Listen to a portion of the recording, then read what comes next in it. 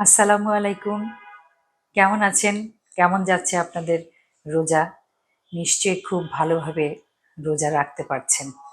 আমি সেটাই আশা করি। কারণ বছরে মুসলমানদের জন্য বছরে একবার এই আশীর্বাদ রোজা আমাদের জন্য আসে।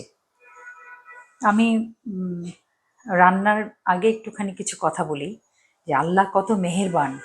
চিন্তা করেন একবার যে রোজার উপকারিতা, রোজার ধর্মীয় যে উপকারিতা সেটা তো আমরা সবাই জানি যে আল্লাহ নিজ হাতে রোজার যে উপহার তার বান্দাকে দেন। কিন্তু যেটা মানে বৈজ্ঞানিকরা যেটা বের করেছেন সেটা তাও প্রায় অনেক বছর হয়ে গেল। জাপানি একজন স্বাস্থ্যবিদ অথবা আহ, ডাক্তার বা যাই হোক, উনি গবেষণা করে বের করেছেন যে রোজা আসলে ও জাপানি ভাষায় বলে অটোফেজি। অটোফেজি মানে নিজেকে নিজে খাওয়া। এটা আমরা যখন ভোর ভোর রাত থেকে একদম সন্ধ্যা পর্যন্ত না খেয়ে থাকি, তখন কি আমরা না খেয়ে থাকি, কিন্তু আমাদের দেহ তার সেটা বোঝে না। তখন সবল কোষ আমাদের শরীরের মধ্যে নানান রকম কোষ থাকে, কোনোটা খুব সবল, কোনোটা একটু মধ্যম সবল, কোনোটা একদম দুর্বল। তো এটা আমরা সাধারণ জ্ঞানেই বুঝতে পারি যে উম, দুর্বল কোষ মানে হলো অসুস্থ কোষ। তো সবল সবল সব সময় সারা পৃথিবীতে সব সময় সবল দুর্বলকে খেয়ে ফেলে। এটাও খুব স্বাভাবিক। তা আমাদের দেহের যে সবল কোষগুলো আছে, সুস্থ কোষগুলো, সেগুলো অসুস্থ কোষগুলোকে খেয়ে ফেলে যখন আমরা অনাহারে থাকি। যখন আমরা অনাহারে থাকি, আহ অনেকক্ষণ না খেয়ে থাকি, একদম পানিও খাই না, তখন আমাদের ওই কোষগুলো একটা কোষ আর একটা কোষে, তার মানে কি দাঁড়ালো দেখেন, আমার গায়ে কাটা দাঁড়িয়ে যাচ্ছে। তার মানে দাঁড়ালো যে রোজা রাখলে আমাদের ভিতর যে কিছু অসুখ বিসুখ, সবারই কিছু না কিছু, যত ভেজাল খাই আমরা এখন, আহ, তারপরে নিয়ম মতো চলি না, নিয়ম মতো ঘুমাই না, তো সেখানে আমাদের দুর্বল কোষগুলোকে সুস্থ সবল কোষগুলো দুর্বল কোষগুলোকে খেয়ে ফেলে। তো রোজাতে এটা এটা এই থিওরি থেকেই আসলে অটোফেজি নামটা এসেছে। অটোফেজি মানে, আবারও বলি, নিজেকে নিজে খেয়ে ফেলা। তো ওরা নিজেরাই নিজেকে খেয়ে ফেলে, তাহলে বাকি থাকলো সব সবল কোষ। তার মানে রোজা 1 মাস রোজা রাখলে আমাদের যে মানে ওভাররোলিং যেটা, নিজেকে নিজে সুস্থ করে ফেলা, সেই সারা বছরে একবার একটা সুযোগ পেয়ে যাই। বছরে তো একবার আসলে নিজের শরীরকে যেরকম এক্সিকিউটিভ চেক আপ করে, সেরকম একটা চেক আপের মতো একটা হয়ে যায়, অটোমেটিক হয়ে যায়। তো দেখেন, চিন্তা করেন যে স্বাস্থ্যগত দিক থেকেও আমাদের রোজা কতটা উপকারী। যাই হোক, অনেক লম্বা কথা বললাম। আমি একটুখানি এটা চিকেন, এটা ব্রয়লার চিকেন, এটা দিয়ে একটা কাবাব বানাবো। এখানে যা যা আছে দেখিয়ে দিচ্ছি। একটুখানি ওয়েস্টার সস এবং সয়া সস একসাথে করে রেখেছি, এই অল্প একটু তো, এখানে যতটুকু লাগবে সেই পরিমাণে। এখানে আমার ঘরে কর্নফ্লাওয়ার নাই, এটা একদম আটা, গমের আটা। এটা ক্যাপসিকাম, পেঁয়াজ, লবণ, গুঁড়ামরিচ, কাঁচামরিচ, আর একটুখানি গোলমরিচ।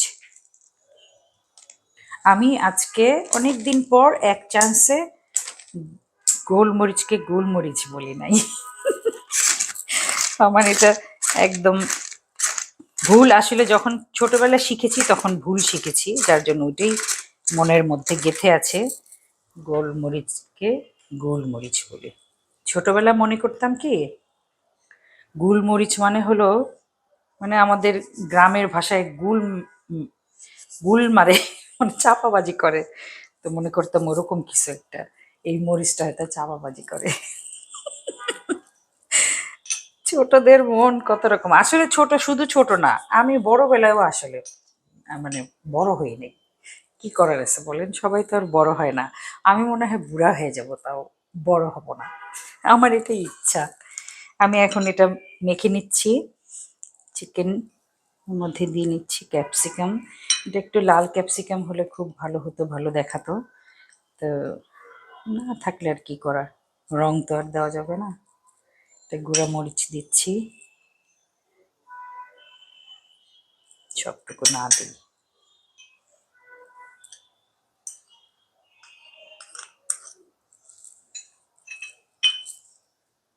কাঁচামরিচটা যথারীতি পরে দিব, এখন আমি এটা মেখে নিচ্ছি।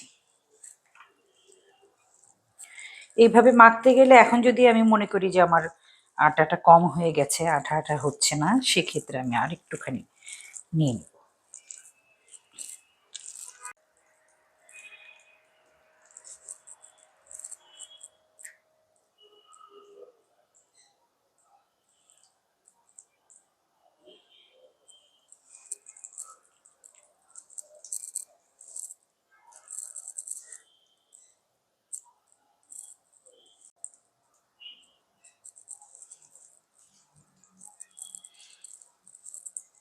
যতটুকু আটা নিয়েছিলাম ওটাই হয়ে গেছে।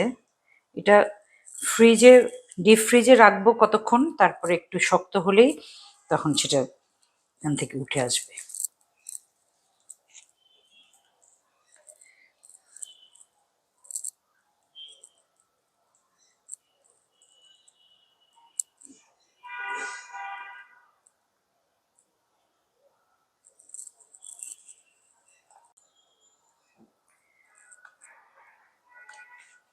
এটা এভাবেই বানিয়ে রেখে দিলে একদম অনেক দিন রেখে খাওয়া যাবে। অবশ্যই ফুড গ্রেডের বাটিতে, বক্সে ভরে রাখতে হবে। আর এটা ইচ্ছা করলে আমার মনে হয় এরকম আরেকটু চ্যাপ্টা করে বানালে বার্গারের প্যাটি হতে পারে। তারপরে স্কুলে বাচ্চাদের টিফিন দেয়া যেতে পারে। খুবই সহজপাচ্য উপাদেয় একটা খাবার এবং খুব সহজ।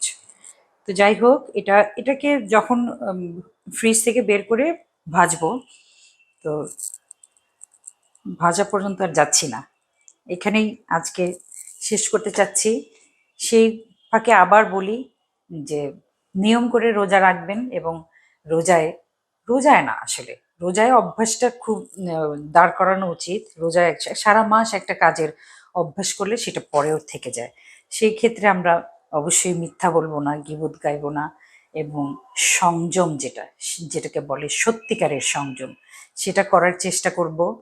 সেটা আহ, সেটা খুবই, একটা মানুষের যদি সংযম না থাকে, আহ, কোথায় সংযম পালন করতে হবে সেটা একটা মানুষকে শেখা খুব জরুরি।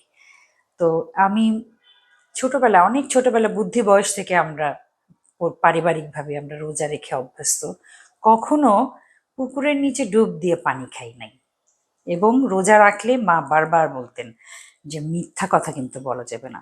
তো তখন আমি আমি চিন্তা করতাম যে এই একটা মাস যদি মিথ্যা কথা না বলে থাকা যায়, মিথ্যা কথা না বলে দিন পার করা যায়, তাহলে বাকি 11 মাস কেন থাকতে পারবো না, তাই না?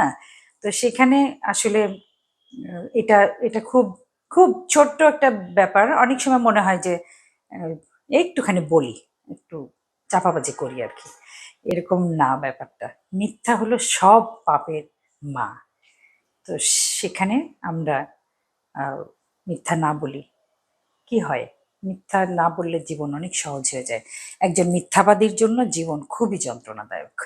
তো যাই হোক, আমাদের সবার জীবন একদম ফুলের মতো সুন্দর, পবিত্র এবং সুগন্ধময় হয়ে উঠুক, সেই কামনা করি।